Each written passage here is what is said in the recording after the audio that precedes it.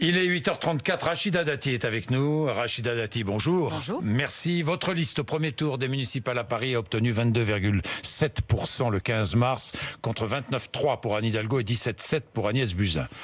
Rachida Dati, est-il vrai que vous avez eu plusieurs échanges téléphoniques avec Emmanuel Macron ces dernières semaines ?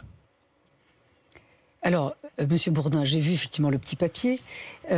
C'est vrai ou faux ? Non, mais je veux vous dire la réalité des choses, parce qu'au bout d'un moment... Oui, mais il vaut mieux dire la réalité. Bien sûr, mais est-ce qu'une seule fois vous m'avez prise en défaut sur même des choses, j'ai fait des interviews avec vous depuis très longtemps. C'est vrai. Et donc, je n'ai jamais été prise en défaut sur soit une trahison, soit un mensonge politique. À un moment donné, il faut dire les choses. Emmanuel Macron, je le connais depuis longtemps. Comme vous le savez, Jacques Attali, pour lequel j'ai travaillé à la Bird à Londres, quand il a eu la commission Attali lorsque j'étais garde des Sceaux, Emmanuel Macron faisait partie de cette commission. Oui. Et ensuite, quand il a travaillé à l'Élysée, il était très proche, puisqu'il doit beaucoup à Jean-Pierre Jouyet, qui est un ami intime.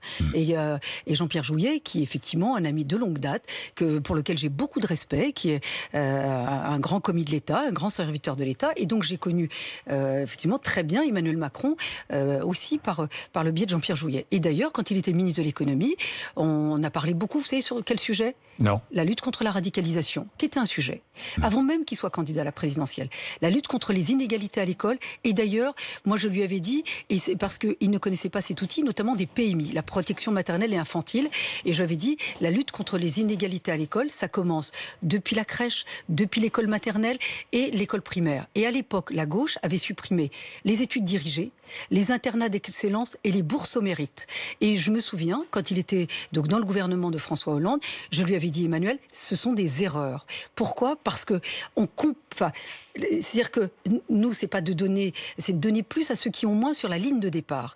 Et donc on a toujours eu des échanges de cette nature depuis longtemps. On parle politique, on parle de la France, et même, vous savez, même les manifestations qui existent aujourd'hui. Oui. Voilà. Et donc, je vais y revenir, sur la campagne municipale, bien sûr qu'on en a parlé, mais parce que moi, j'étais... Ces dernières semaines, là. Non, mais c'est pas... Oui, non, mais si. On a échangé. Vous avez parlé de la stratégie adoptée à Paris. Non, parce que... À aucun moment. Non, c'est pas une stratégie, Monsieur Bourdin. Ah. On a parlé de politique, parce qu'effectivement, je vais vous dire, à l'époque, quand M. Griveaux était candidat, beaucoup, vous savez, nous on est parti de 8%. 8% à Paris.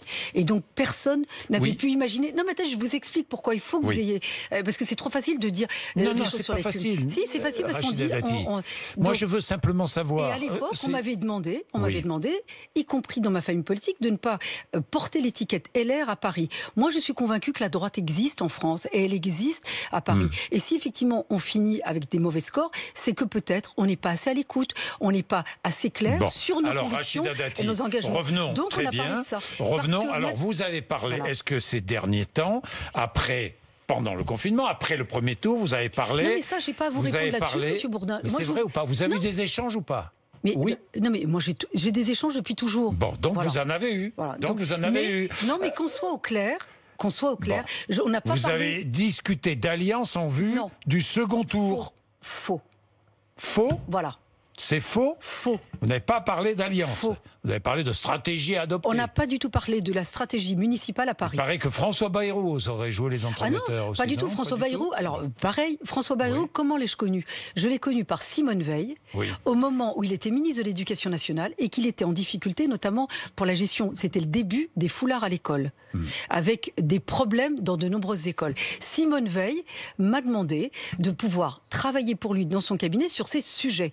Et donc, nous nous connaissons avec Marielle de Cernez et François Bayrou depuis cette époque. Et nous sommes amis. Bien. Voilà. Alors, Agnès Buzyn était là hier. Je ne sais pas si vous l'avez regardé ou écouté hier matin. J'ai écouté. Elle était là, elle est candidate, donc. Est-ce que vous pensez qu'elle est candidate pour son honneur personnel ? Elle ne devait pas revenir dans cette campagne municipale.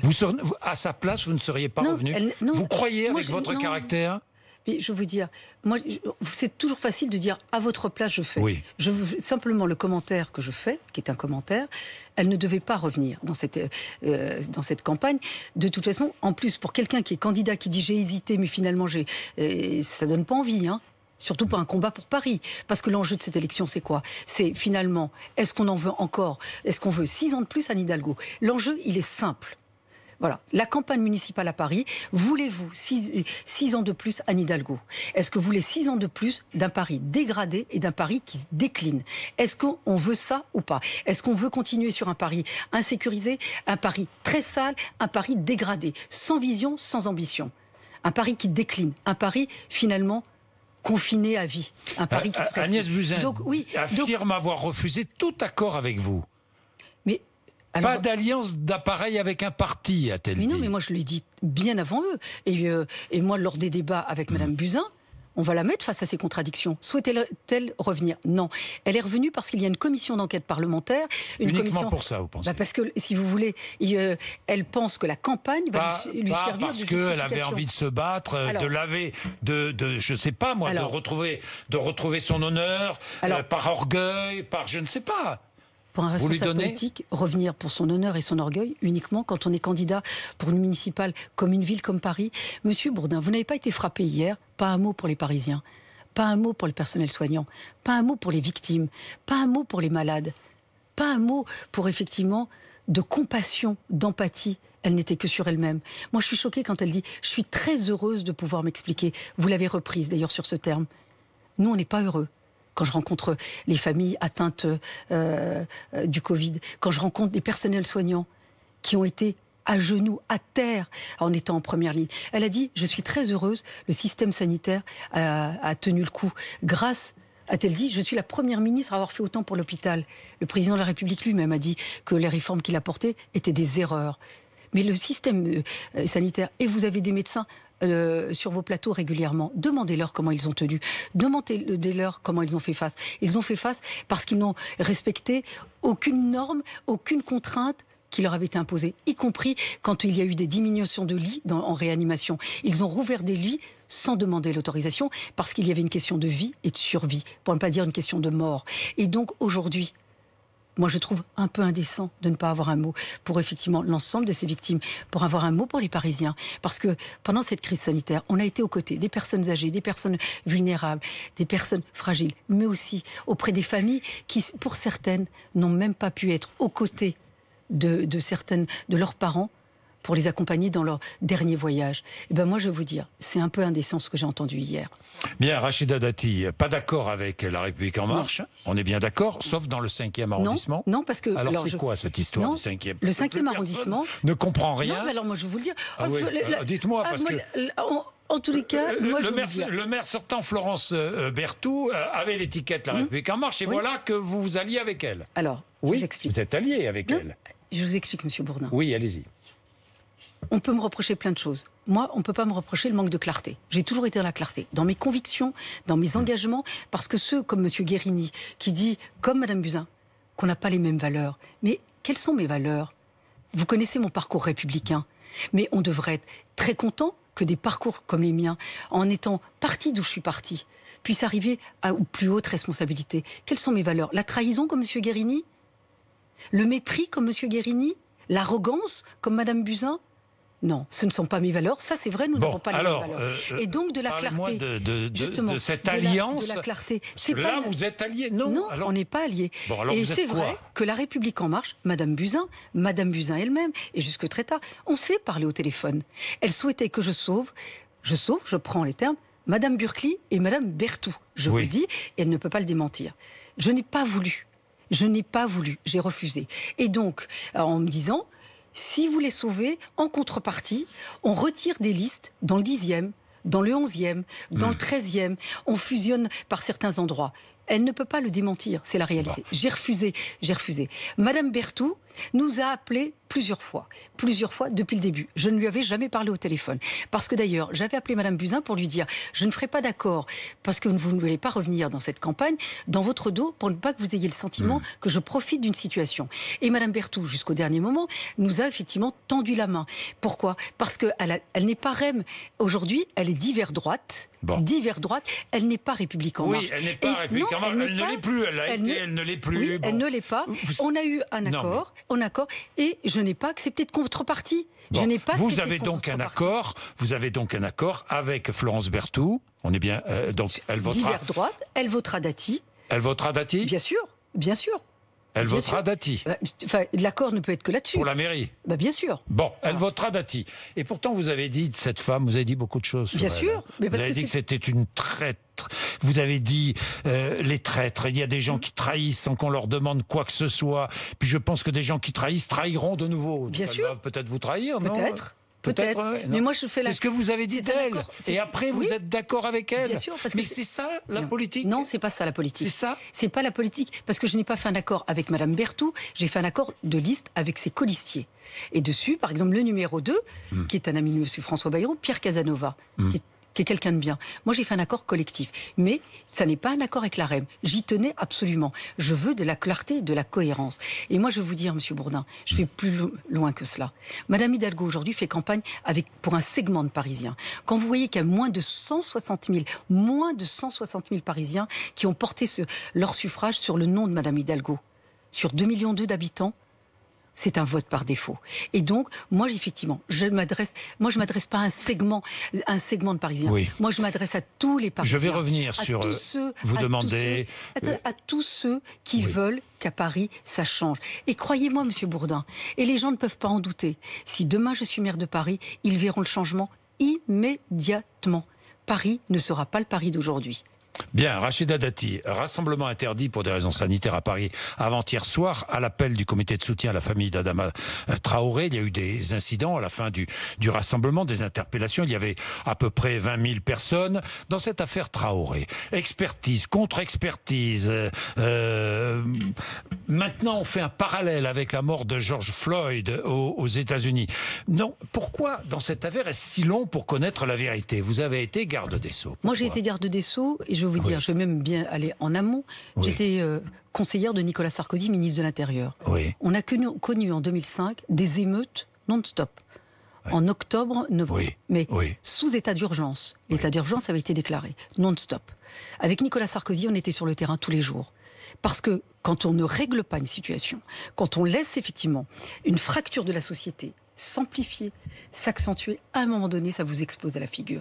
Et certains, moi je me souviens de certains responsables politiques, à gauche notamment, en disant, moi je les avais signalés, alertés, par exemple, nous à l'époque au ministère de l'Intérieur, on sillonnait la France. Il y avait des foyers qui allaient nous exploser à la figure, juste pour vous dire. Certains disaient, non mais on s'en fiche, ça vote pas. Mais si ça vote pas, à un moment donné, ils viennent vous mettre le feu là où effectivement on n'a pas réglé les problèmes. Sur cette affaire, rappelez-vous en 2005, on a eu aussi un drame de jeunes qui sont morts dans une centrale électrique. Maître Mignard, qui n'est pas de mon bord politique, il est socialiste, il était conseiller de François Hollande. On a eu cette affaire, effectivement, sur ces deux morts, ça a généré beaucoup de défiance. Transformateur électrique. Exactement. Beaucoup de problèmes. Attendez, beaucoup de problèmes. Avec M. Mignard, Nicolas Sarkozy avait reçu les familles, on a reçu les avocats. Lorsque j'étais garde des Sceaux, on a... Alors, ça veut dire quoi qu'aujourd'hui... Justement, je vais vous dire. Oui, alors, nous, on a souhaité apaiser. On a ouvert une instruction. Les partis ont eu accès au dossier. Ils ont fait des demandes d'actes et on a laissé la justice faire son travail. Dans l'affaire Adama Traoré, et encore une fois, je ne connais pas tous les détails de cette affaire. Tout ce que je peux vous dire. Et je suis aussi magistrat. Et j'ai été garde des Sceaux. Vous avez raison. Oui.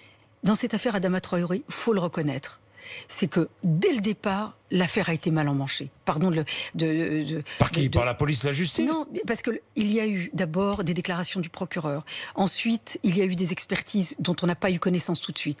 Ensuite, dans les expertises, il y a eu des expertises contradictoires, pas au sens juridique du terme, au sens contradiction du terme. Des médecins renommés. Certains disaient que c'était effectivement une mort par asphyxie, d'autres ont dit que c'était lié à une pathologie, et donc tout ça a généré beaucoup d'opacité, beaucoup de défiance. Est-ce que le plaquage ventral exercé par les policiers et gendarmes, qui est dénoncé, doit être interdit? Moi, je pense qu'à un moment donné, il faut revoir la doctrine. Moi, je ne vais pas vous dire est-ce que ça existe. Je ne vais pas vous dire que le plaquage ventral, c'est une technique d'interpellation. De toute façon, le Code de procédure pénale donne un cadre pour les actes, pour les policiers, pour les interpellations. Ensuite, c'était le pouvoir d'appréciation. Ensuite, il peut y avoir une faute, ça peut aller plus loin. Tout ce que je peux vous dire, vous savez, l'histoire des États-Unis et celle d'en France... Vous faites une comparaison entre non, ce qui ça se n'est passe pas la aux même États-Unis. histoire. C'est pas la même histoire. Mais pour que ça suscite une telle émotion partout dans le monde, c'est qu'à un moment donné, il faut s'interroger. Et d'ailleurs, on parlait tout à l'heure des échanges. Moi, j'ai parlé à Emmanuel Macron depuis très longtemps de ce qui se passe dans nos quartiers populaires. Cette fracture, elle est profonde et depuis longtemps. On peut pas devenir ministre d'Emmanuel Macron au passage, comme ça, puisque vous avez franchement, alors je vais vous dire. Non, je vous dis oui, ça mais comme moi, ça parce qu'on parle beaucoup de rassemblement. D'abord, il ne me l'a jamais proposé. Mais il ne l'a jamais proposé. Et je vais vous dire, moi, mais moi, je n'ai jamais rien demandé à personne, et encore moins à Monsieur Macron. Donc je suis très à l'aise. Simplement, je l'alerte, et moi, je lui ai toujours dit des choses, y compris parfois très désagréables, sur effectivement des choses dont ils ne tiennent pas compte. Regardez. Le racisme, le racisme dans les forces de l'ordre, vous y croyez ou pas? Parce que c'est un corps. Les violences policières. Moi, je vous dis. Oui, il y a peut-être un peu de racisme comme partout dans notre société. Pourquoi je suis devenu magistrat, d'après vous, Monsieur Bourdin? Allez-y. Et vous connaissez mon histoire. Je connais votre histoire et votre parcours. Et vous connaissez mon histoire familiale. Oui. Et vous connaissez mon histoire de la cité dans laquelle j'ai vécu. C'est pour ça que quand Monsieur Guérini, du haut de sa gauche strauss-kahnienne, me donne des leçons, qu'il se les garde et qu'il se les applique. Moi, je viens de très loin. Donc, si je suis devenu magistrat, c'est que j'ai compris que l'état de droit était aussi une protection. Vous avez souffert du racisme, vous? La question n'est pas moi, et ça n'est plus moi aujourd'hui. Dans votre famille, on a souffert du racisme de la police? Je suis devenu magistrat parce que je me suis dit, notre protection, c'est l'état de droit. Et donc, vous voyez, hier, en venant ici, j'ai une sœur qui vit à Londres. Et on discutait ça, et elle me dit, mais tu sais, Jean-Jacques Bourdin va t'interroger là-dessus, sur le racisme. Et je lui dis, écoute, tu sais, je ne peux pas répondre en disant que la France est raciste, c'est faux. Je ne peux pas dire que la police est raciste, c'est faux. Et je les défendrai toujours. Toujours, je vous le dis, qu'il y ait des dérives individuelles, c'est une chose. Ce corps est un corps extrêmement contrôlé. Et donc, elle me dit, d'accord Rachida, mais il y a une chose. Cette émotion que ça a suscité, est-ce que ça ne te renvoie pas à des gens que tu as défendus, des gens que tu as soutenus, contre lesquels on s'est battu, quand on était plus jeune, quand on habitait la Cité de la Liberté, à la Cité du Bout du Lac, à la Cité du Stade. Est-ce qu'il n'y a pas des choses qui te reviennent en mémoire, Rachida? Nous, on ne dira pas, nous on est... Qu'est-ce qui vous revient en mémoire alors? Et donc, j'ai défendu, parce que j'ai défendu. C'est pour ça que quand je vous dis sur la Rachida, qu'est-ce qui vous revient en mémoire? Moi, je vais vous dire, c'est pas ce racisme-là dont il faut parler, et ça n'est pas ma situation personnelle. Et donc, des choses me sont revenues en mémoire. Et ce que je veux vous dire, les Français ne sont pas racistes. Il n'y a pas de racisme d'État, mais le racisme existe en France. Et il y a un racisme visible, celui qui est lié à l'origine ou la couleur de peau. Dites-moi les contrôles aux faciès. Justement, quand j'étais procureur de la République, bien sûr que ça existe. Et donc, moi j'ai donné des réquisitions, je contrôlais. La justice doit contrôler. Parfois on donne des réquisitions de contrôle, d'identité, sans contrôle. Mais il y a un racisme qui est encore plus pernicieux, le racisme social, Monsieur Bourdin. La crise des Gilets jaunes, c'est quoi? Effectivement, problème de pouvoir d'achat. Vous ne croyez pas qu'un racisme social vis-à-vis des gens, ce qu'on appelle les petites gens, qui ne sont pas petits, au contraire, et qui y avait effectivement des manifestations pour le pouvoir d'achat. Mais ces gens-là, on les humilie, on les considère pas, on les traite mal. Et on en a eu tant besoin pendant cette crise sanitaire. C'est pour ça que j'avais alerté aussi ce gouvernement. Attention à l'humiliation, à la non-considération et l'arrogance. Et là, vous vous rappelez, on disait la convergence des luttes. Là, il y a une convergence des crises. Et la crise sanitaire va laisser beaucoup de traces. Vous êtes inquiète, là? Je suis très inquiète. La crise sanitaire va laisser beaucoup de traces. Beaucoup. Pourquoi? Beaucoup vont être au tapis avec un chômage de masse qui va se créer. Et pas forcément très en haut. Tous ces gens-là. Et c'est pour ça que cette mobilisation va bien au-delà que simplement une mobilisation contre le racisme. C'est bien au-delà de cela. Et quand j'ai été garde des Sceaux, j'ai pris des politiques de lutte contre le racisme, de lutte contre l'antisémitisme, de lutte contre toutes les formes de discrimination, y compris sur l'orientation sexuelle. Et vous le savez, moi, mes combats, ils sont là. Ça a été des combats de vie, mais pendant très longtemps. Et parfois, on n'échappe pas à son enfance. Des combats de survie. C'est pour ça que, attention, ces combats-là, ce que l'on voit aujourd'hui, je pouvais me taire. Je pouvais vous faire une réponse très politiquement correcte parce que je suis en campagne. Je ne peux pas me taire. Aujourd'hui, c'est ce qu'il se passe. Il faut en tenir compte. Parce que beaucoup de politiques, je vous le dis, y compris ceux qui sont au pouvoir aujourd'hui, disent c'est pas grave. Ces gens-là votent pas pour nous et ils ne votent plus. Ils ne votent plus. Et donc, c'est pas grave. On sera réélu par défaut. Et donc, avoir le pouvoir uniquement pour avoir le pouvoir, moi, j'aime trop mon pays. J'aime trop la France. Et si je suis là aujourd'hui face à vous, c'est la France qui m'a permis d'être ce que je suis. C'est la France qui m'a permis d'être à votre table aujourd'hui. Alors attention de ne pas perdre définitivement ce que la France a de mieux en elle. Et donc, ce qui se passe, au-delà de l'affaire Adama Traoré, c'est un sujet d'ensemble qui concerne nos gouvernants qui concerne nos gouvernants. Et d'ailleurs, pour Paris, je vous le dis, les territoires perdus de la République, ils existent au cœur de Paris. Ça existe au cœur de Paris. Et la population dont je vous parle aujourd'hui, le nord et l'est de Paris, oui, Madame Hidalgo, s'en fiche. Les gens qui sont parqués, maltraités, dans des conditions insalubres, dans le nord et l'est de Paris, dans le parc social, ils ne votent plus. Donc elle s'en fiche. C'est pas grave, c'est une reconduction, c'est une tacite reconduction. Moi, je dis à ces Parisiens, je dis aux Français, je dis aux citoyens, mobilisez-vous. Je ne soutiendrai pas les appels à l'émeute, les appels à la violence. Nous, on s'en est sortis sans émeute, sans violence. Simplement en défendant l'état de droit. Ces mobilisations, ils veulent un état de droit, ils veulent de la considération, ils veulent du respect. Il faut arrêter avec l'humiliation, l'arrogance et effectivement, finalement, ce racisme social. C'est un sujet qui nous concerne tous. Merci Rachida Dati d'être venue nous voir ce matin sur RMC BFM TV. Il est 8h54.